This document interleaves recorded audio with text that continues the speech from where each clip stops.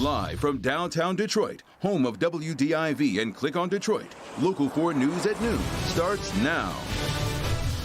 First steps. More states set to ease up coronavirus shelter-in-place restrictions today. And over the weekend, crowded beaches and packed parks, even in states with strict stay-at-home orders.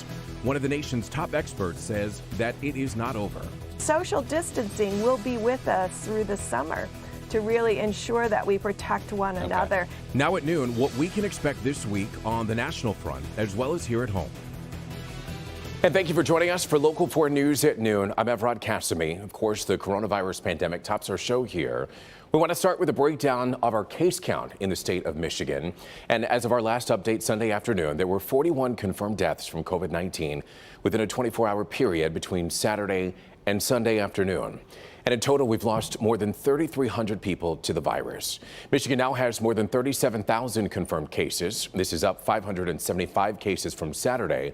But experts say the rate of growth is continuing to slow while testing rates continue to rise. New updates have been coming mid-afternoon, and we'll continue to bring them to you the moment that we get them, both on air and online at clickondetroit.com. In the meantime, there's a lot of big news regarding the pandemic. The U.S. Small Business Administration continued accepting Paycheck Protection Program applications from participating lenders today. This is a second round of funding that will provide an additional $310 billion for the program.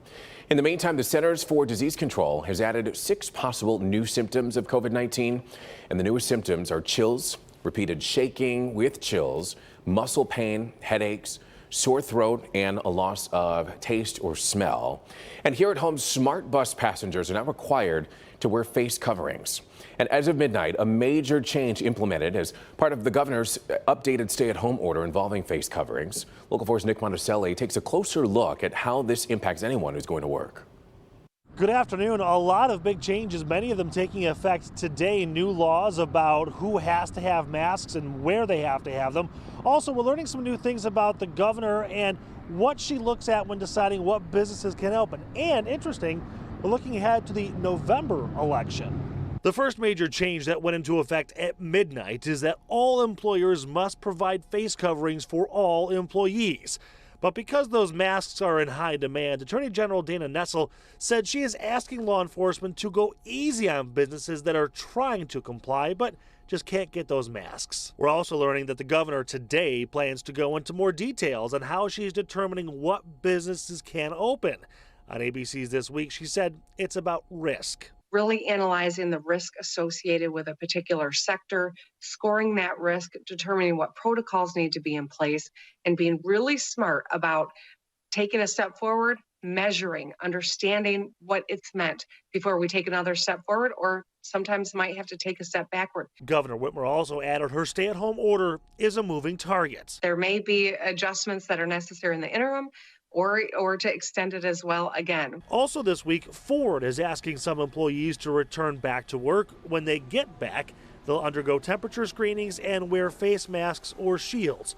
On 60 Minutes, Bill Ford Jr. was asked if the automaker would need a loan because of all the virus and plant closures. We don't think so. We think we can get through this, and we think we can get through it and get back to work. But we're in an unprecedented time, and so I suppose you never say never. Governor Whitmer also talked about the November general election, saying it absolutely will happen, but of course they're looking at ways to keep people spread apart. She doesn't want any kind of gatherings.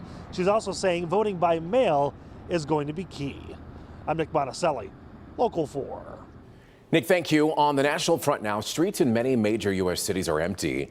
But some states are starting to reopen a bit. There are now more than 965,000 confirmed coronavirus cases in the United States, and more than 54,000 Americans have died.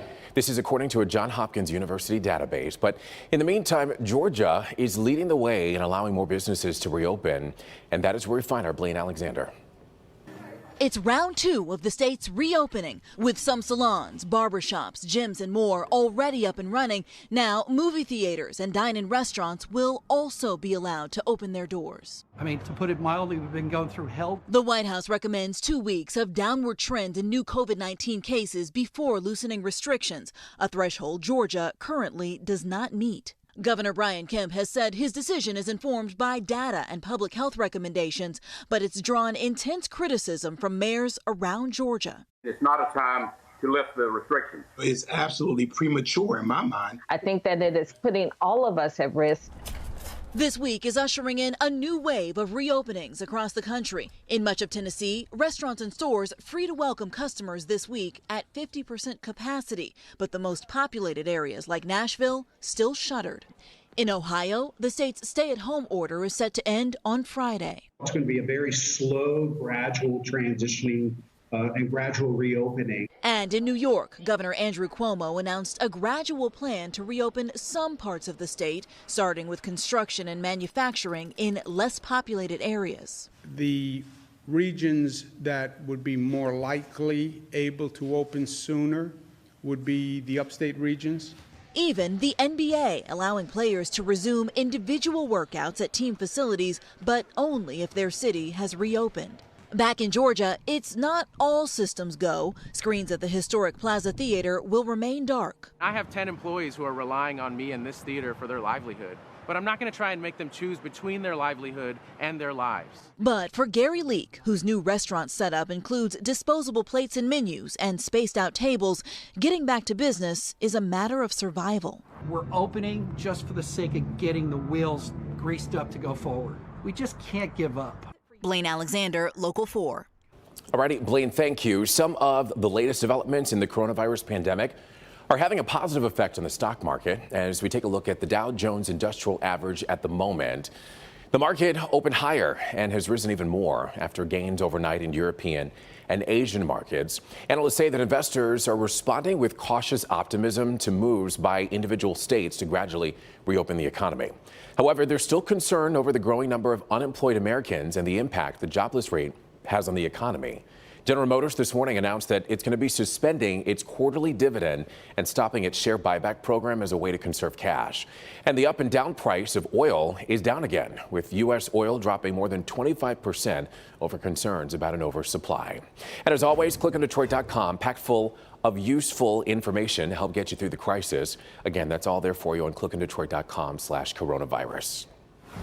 Well, we do have some really good news as we switch gears and talk about the forecast coming off of a beautiful weekend weather-wise.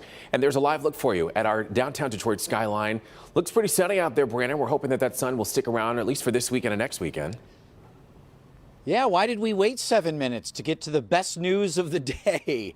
It is, of course, the weather. Finally, looking feeling a lot more like spring.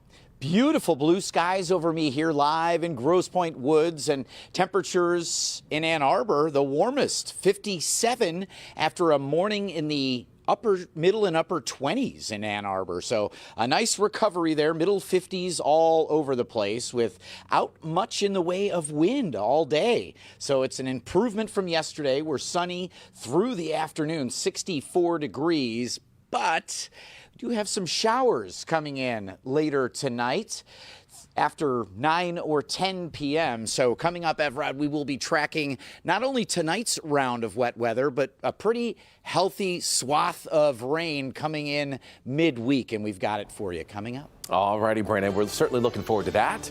Still to come, breaking point, the new warning to brace for limited amounts of chicken, beef, and pork in grocery stores as coronavirus disrupts the supply chain. We'll be right back.